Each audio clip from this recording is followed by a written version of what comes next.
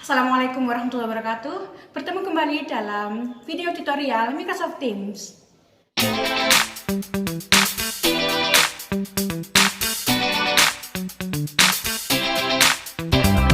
Pada video kali ini, kita sudah masuk ke poin keempat atau poin terakhir, yakni bagaimana caranya kita mengoperasikan saluran telepon, video conference, dan kalender itu sendiri. Nah, langsung saja kita masuk ke tutorialnya. Mari kita simak video berikut.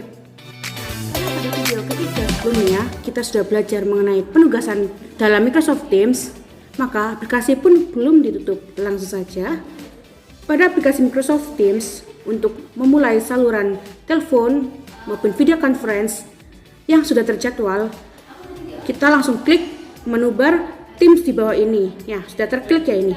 Nah, setelah itu kita langsung pilih saluran yang akan kita tuju. Di sini tersedia beberapa saluran, tapi yang muncul hanya satu. Bagaimana cara memunculkannya? Cukup kita klik channel atau saluran yang tersembunyi seperti ini. Nah, kita akan menggunakan saluran bina kelas. Nah, di sini sudah muncul ya, ada menu post atau postingan, files atau file, dan more atau lainnya. Karena kita ingin bergabung atau mengikuti video conference maupun telepon secara terjadwal, maka cukup kita pilih jadwal-jadwal yang ada pada postingan ini. Langsung saja kita klik bina kelas yang terjadwalkan pada pukul 7.30 sampai 8 pagi. Kita cukup klik aja. Nah, baik menu video conference maupun telepon sama-sama melalui satu pintu dengan kita mengklik join atau bergabung. Tapi bagaimana kita memilih salah satunya? Cukup mudah. Jikalau kita ingin hanya telepon saja atau menampilkan suara, maka cukup kita klik video is off dan mic is on atau mic nyala dan video mati. Berikutnya baru kita klik join now. Di sini kita disuguhkan beberapa fitur simple yang memudahkan kita dalam melakukan video conference maupun telepon.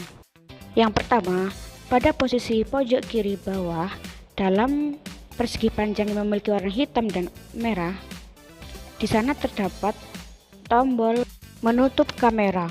Sebaliknya, dengan tombol ini juga kita bisa menyalakan kamera kita kembali. Berikutnya, kita bergeser sedikit ke kanan, yakni pada fitur kedua.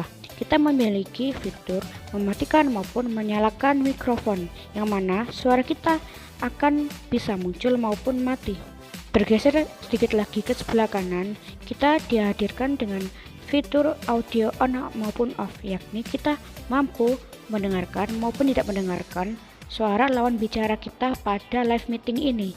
Selain itu, kita bisa juga mengubah kekencangan suara dalam live meeting ini dengan menggunakan dua fitur di atas audio off, yang mana pada fitur pertama kita ada device yang berguna untuk mengubah suara menjadi mode telepon, sedangkan pada fitur kedua kita ada speaker, yang mana fitur tersebut berguna untuk mengeluarkan suara dalam mode kencang. Pada tombol titik 3 di samping tombol audio on off, setelah mengkliknya kita memiliki 7 fitur di dalamnya. Yang pertama kita ada put me on hold yang berfungsi untuk menjeda kita dalam live meeting. Berikutnya kita ada tombol start recording yang berfungsi untuk merekam live meeting kita. Yang kedua kita ada turn on live captions yang berfungsi untuk menampilkan subtitle layaknya film pada umumnya pada live meeting ini. Berikutnya kita ada share ya, atau share screen ya, yang kita kenal. Sama halnya dengan aplikasi live meeting lainnya, share di sini berfungsi untuk menampilkan layar telepon maupun HP yang ingin kita tampilkan kepada audiens kita.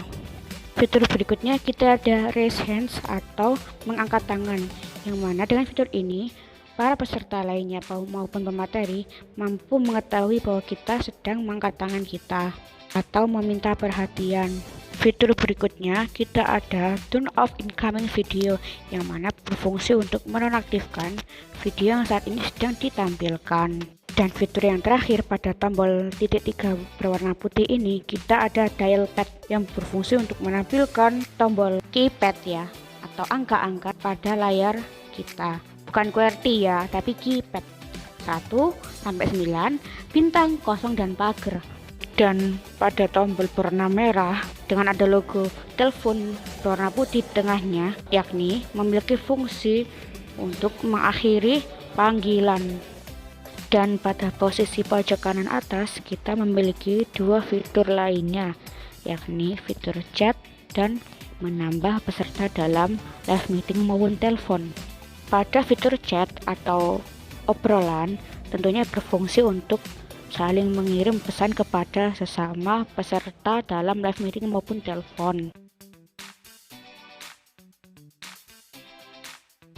Sedangkan pada fitur sampingnya kita ada fitur menambahkan peserta ke dalam live conference maupun telepon yang sedang berlangsung, yang mana fitur ini hanya bisa dilakukan oleh penyelenggara live meeting maupun telepon. Selayaknya contoh sebagai berikut.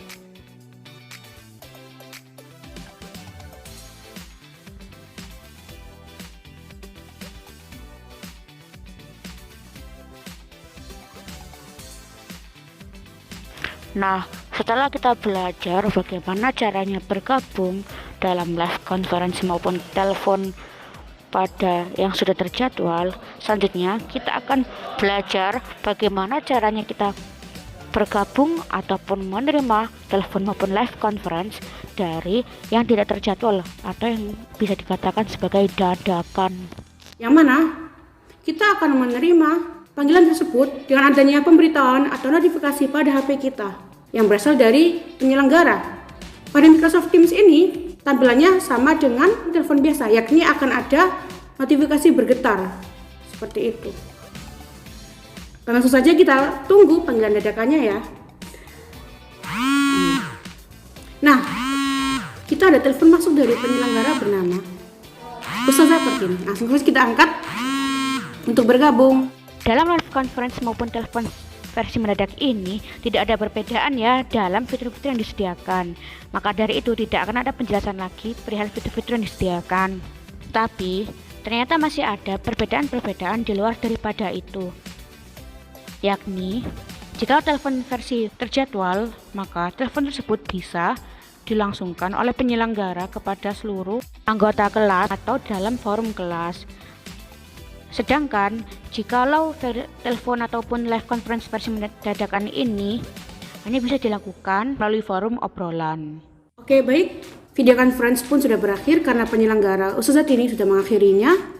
Nah, untuk tutorial video conference dadakan dan terjadwal kita sudah selesai ya, yang menggunakan Teams ini. Selanjutnya kita beralih ke tutorial video conference dan telepon menggunakan menu bar calendar di sisi kanannya. Nah, pada fitur menu bar calendar, sekilas tidak ada perbedaannya dengan fitur menu bar Teams. Tapi kalau kita bisa lebih jeli, kita bisa menemukan perbedaan di sini, yakni terletak pada kalau secara mata kita memandang, kita mendapati ada perbedaan warna ya dalam fitur menu kalender ini. Di sini ada kotak ya berwarna ungu dan putih, yang mana warna ungu ini adalah untuk video conference maupun telepon yang dijadwalkan tepat untuk hari ini. Sedangkan kolom putih ini adalah untuk video conference maupun telepon yang dijadwalkan bukan untuk hari ini.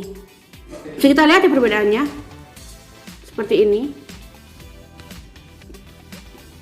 Dan langsung saja sama seperti fitur Teams, kita langsung klik join untuk video conference yang sudah terjadwal.